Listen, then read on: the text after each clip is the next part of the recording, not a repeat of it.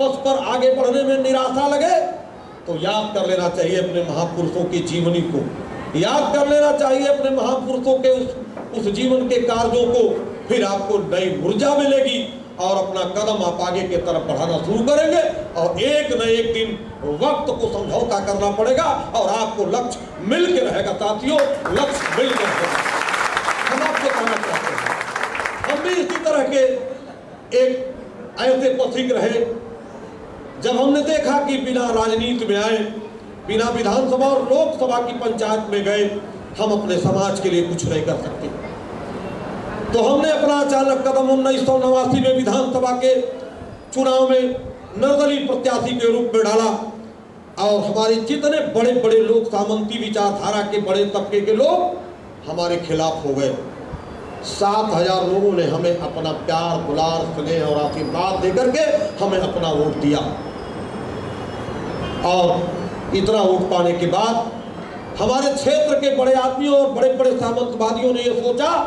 कि अमिताभ का बेटा है, मामूली किसान का बेटा है, अब यही बैठ जाएगा हार थक करके। लेकिन आपको बताते चलूं, हमारे पीछे जो हमारे लोगों की सेना खड़ी हो गई, आप जैसे बुजुर्ग और जवान भाइयों की सेना खड़ी हो गई और सहयोग पीछे से लंबी लाइन चलने लगी। आप सबके सहयोग से और गोरखपुर तथा गोरखपुर की जनता और पिपराइच की सम्मानित जनता के सहयोग से, कार्यकर्ता और नेताओं के सहयोग से हमारा कदम आगे की तरफ बढ़ता रहा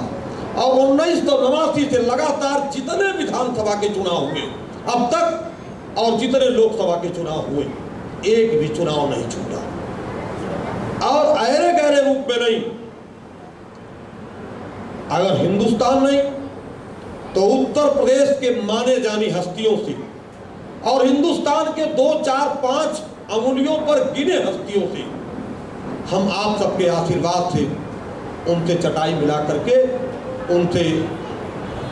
ये चुनावी युद्ध में हाथ मिलाने का काम किया। 89, 91, 93, 96, 98, 99, 2002, 2004 और 2007 9वां चुनाव जब हम लड़े हैं, 9वें चुनाव में मुझको पूर्ण सफलता मिली। कभी 810 वोट से मैं चुनाव हार गया, हरा दिया गया।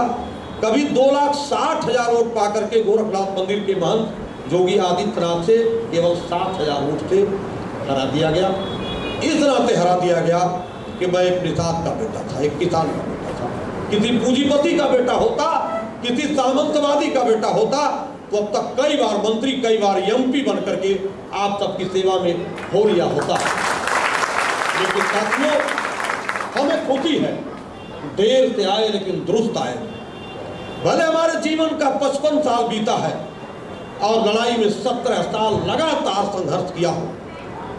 थका नहीं हूं, पीछे मुड़ के नहीं देखा हूं और अंत में हमने ये सोचा था, अपने बड़े बड़े विद्वानों की पुस्तकों को पढ़ा था। इतिहास इस बात का साक्षी है कि अगर आप अपने कर्म पथ पर आगे बढ़ते रहो तो एक न एक दिन लक्ष्य आपका कदम चूमेगी, वक्त को आपसे समझौता करना पड़ेगा। यही पढ़ा था, यही सुना था अपने विद्वानों से और इसी कर्म पथ पर चलता रहा और अंत में हमें 13 मई 2007 को हमें उत्तर प्रदेश का मंत्री पद हासिल हुआ। हम इस लायक हुए कि हम उत्तर प्रदेश की सम्मानित जनता को अब कुछ दे सकते हैं, हम आपकी सेवा में कुछ कर सकते हैं, हम इस लायक बने। इस नाते समय ज़्यादा हो चुका है, हम ज़्यादा कुछ न कहते हुए आपसे इस धरती पर आकर अपील करते हैं कि आप यहाँ आकर के 24 घंटे में 18 घंटा 20 घंटा मेहनत करके दिन रात काम करते हैं, काम कराते हैं, बुद्धि लगाते हैं, दिन रात चलते हैं। दिन का भोजन कभी अपने परिवार में आपको नहीं मिलता है, होटल में कहीं नाश्ता कर लेते हैं, दिन भर भूखों रह जाते हैं, पानी और चाय पर आ जाते हैं। याद रखना, आप अपने उस कीमती कमाई और अपने जिंदगी के उस कीमती वक्त को सजोना और अपने एक एक पैसे को, चाहे यहाँ अपने परिवार में और चाहे जहाँ पैदा हुए हो साथियों, वहाँ के परिवार में एक एक पैसे दे करके, लगा करके अपने परिवार को, अपने गांव को, अपने इलाके को, अपने जिले और जनपद को और अपने प्रदेश को आगे बढ़ाने के लिए सोचना, और अपने प्यारे बच्चों को, आपका परिवार अगर यहाँ रहता है तो अपने कमाई के अनुसार, अपने आय के अनुसार यहाँ पढ़ाई लिखाई का इंतजाम करना। और दुर्भाग्यवश अगर आपके बच्चे उत्तर प्रदेश, बिहार, मध्य प्रदेश या अपने जनपद, अपने गृह जनपद, अपने घर पर हैं, तो अपनी गाढ़ी कमाई का पैसा और किसी काम में देना या मत देना, एक बीघे जमीन, एक मंडे जमीन खरीदा जाए या न खरीदा जाए, एक महला 2 महला बिल्डिंग बने या न बने, पत्नी को बनारसी साड़ी जाए या न जाए, लेकिन अपने लाडलों को, अपने प्यारे बच्चों और बच्चियों के शिक्षा और दीक्षा के लिए मुकम्मल व्यवस्था करने का काम करना, यह आपसे गुजारिश करने के लिए आए हैं। साथियों, आप सबके बीच में आपका सुनते सुनते, आपकी बातों को सुनते सुनते पेट भरने को नहीं, और आपके बीच में बोलता रहूं तो 1 दिन, 2 दिन, 4 दिन आपका चेहरा देख करके बोलता रहूंगा। हम हारेंगे नहीं, हम थकेंगे नहीं, आपसे हमें ऊर्जा मिलती रहेगी। साथियों, हमें आज 3 दिन आपके इस महानगरी में, महाराष्ट्र के इस धरती पर अपने साथियों सहित आए हो गए। हम लोग आज ही अब यहाँ से जाएंगे, और हो सकता है कि अब कुछ दिन के लिए इस तरह से समूह में हम लोग कुछ देर के लिए न मिलें। फिर कभी भविष्य में इस लायक अवसर आएगा तो आप लोगों के बीच में और भारी तादाद में मिला जाएगा। दर्जनों मंत्रियों के साथ आपके बीच में आने का प्रोग्राम बनेगा। अब अपने इस कार्यक्रम के अंत में अब हम उस हाशिए पर हैं कि आप लोगों को छोड़कर अब हमें अपार कष्ट है कि अब आप सब लोगों का हमें जो वियोग, आप सब लोगों का जो साथ सहयोग, अब तक जो प्यार, स्नेह और आशीर्वाद हमें मिला, अब आप सब लोगों को छोड़कर हम लोग उत्तर प्रदेश की ओर चलेंगे। फिर भविष्य में ऐसा अवसर आएगा तो आप सबके बीच में हम लोग जरूर मिलेंगे, और जहाँ भी हमारे लायक कोई ऐसा अवसर आए, चाहे सुख के बादल हो, चाहे दुख के बादल, चाहे आपके दरवाजे से दुख का जनाजा उठे, उसमें याद करेंगे तो जमुना निसार आपके अपने साथियों सहित आपके दुख के घड़ी में आपके दरवाजे पर पहुंचने का साहस करेगा। और चाहे आपके बेटों और बेटी की शादी में शहनाई बजती रहेगी, उस खुशी के वक्त में भी हम कोशिश करेंगे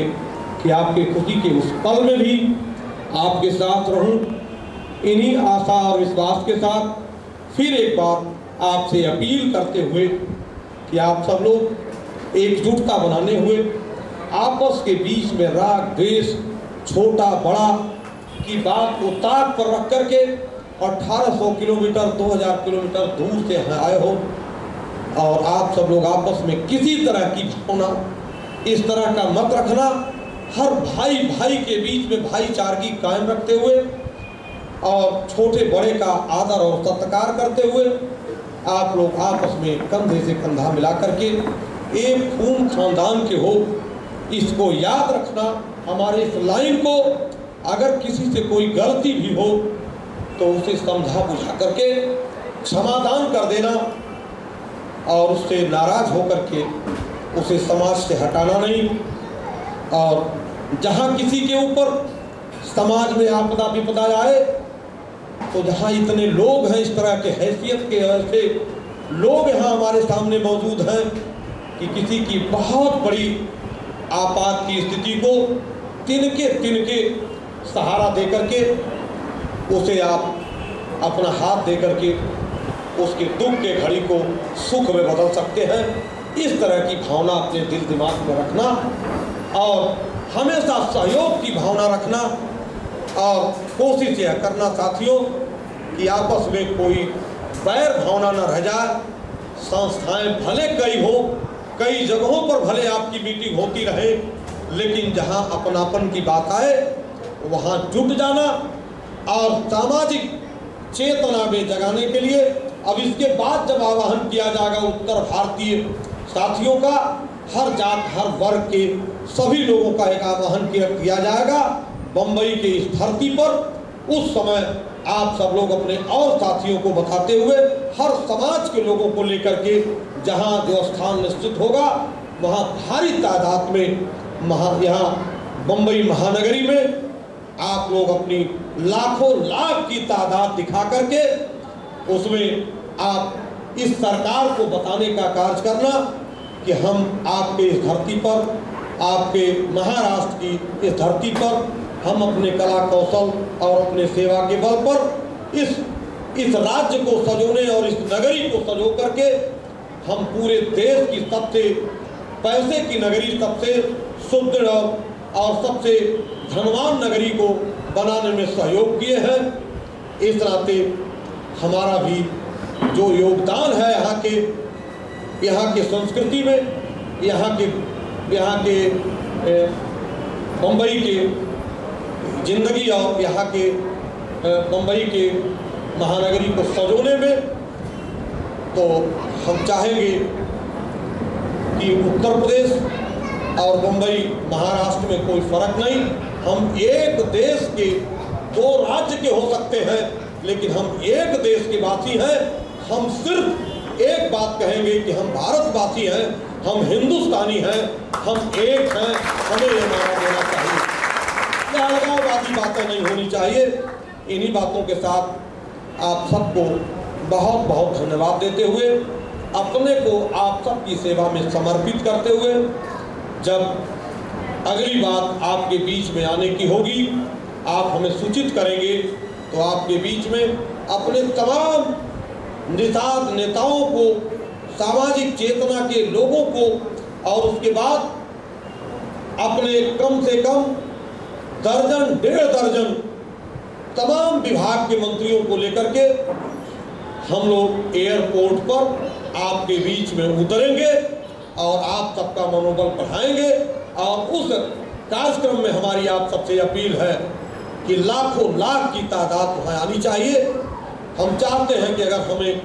मौका मिला है आपकी सेवा करने के लिए तो जिंदगी की एक एक पल जनता की सेवा में, देश के लोगों की सेवा में लगा करके अपने ज़िंदगी का एक एक मिनट हम अपना जीवन लगा देना चाहते हैं। अगर आप सबकी सेवा में और देश सेवा में खून के एक एक बूंद की ज़रूरत पड़े तो मांग लेना, खून भी देने में कहीं जमुना निषाद आपके बीच में हिस्से में नहीं।